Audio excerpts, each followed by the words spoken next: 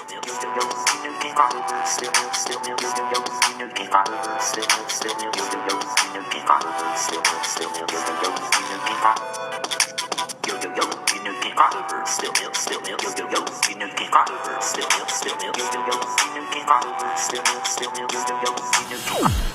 am really late for this review. It's been exactly 1 week. The next episode begins in about 3 hours, so. And plus, with the editing, it's probably going to come in after the next episode. But, you know what? It is what it is. Anyway, this week we saw the rap challenge, which RuPaul had the contestants do. And as predicted, I predicted last week on social media, on Facebook, Twitter, Tumblr, everything, I said that Trinity K. Bonet would probably complain about this challenge. Shocker, that's exactly what she did. She complained about it, and even on the runway, she told all the judges that she was not one to make excuses, and it almost got an eye roll from RuPaul. And on Untucked, Bianca Del Rio, she asked Trinity, "What exactly are you good at?" And Trinity couldn't say anything. Clearly, it's just two things: looking like a pageant queen and lip syncing. Because she doesn't do much of anything in the challenges. But I think the teaming up of Adore Delano and the eventual winner, Bianca Del Rio, is only going to work really good for Adore Delano. Because this week, she did very well in the rap challenge. She had confidence. You know, she looked really good for that part. She did really good with the rap. Sorry, I still have the Walking Dead flu, so just bear with me.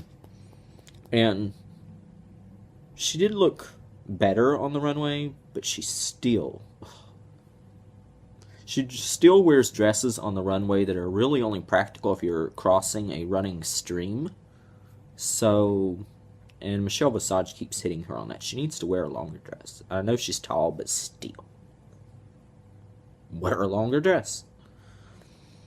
And Milk, once again, was a hot mess in that main challenge. And then she made the risky decision to try and actually look like a girl on the runway for the first time, which just, it just ended up being awful. Like, the judges didn't like it. And it bucked his drag king routine. I mean, clearly Milk is in the androgynous drag queen zone, but until Logo decides to come out with a drag queen show, a drag king show, I should say, then, you know, Milk is just spoiled as a reality TV star, so, can't cry over spilt milk, right? I mean, in the beginning, I liked the androgynous look. You know, it was a little bit different. And she was trying to go like that out-of-the-box routine that Sharon Needles made famous. But Sharon Needles is Sharon Needles. And Alaska last year, I remember Alaska tried, in one of the challenges, it wasn't on the runway, but Alaska tried to do boy drag. And judges read her for it. And then Milk comes out here. The other girls didn't like it. Gia Gunn definitely didn't like it. But, you know, I don't see why the judges didn't hit Milk harder for that look. I mean, the bearded look, the bearded lady look in the first week, it was different. I liked it. But it was really outside the box, and came out dressed as Pinocchio. The pregnant drag queen. That look, I mean, I don't know. This week was actually boring for her look.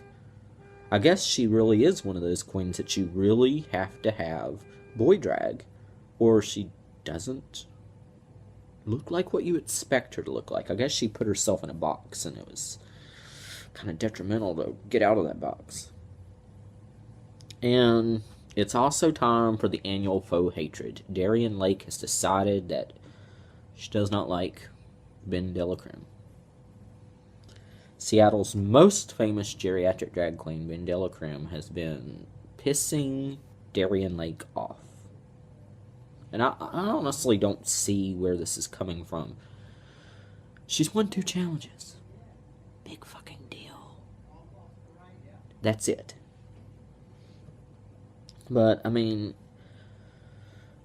honestly, I think that despite the fact that she tried to appear hurt by Darien's comments, I honestly don't think it affects Ben de la Creme at all.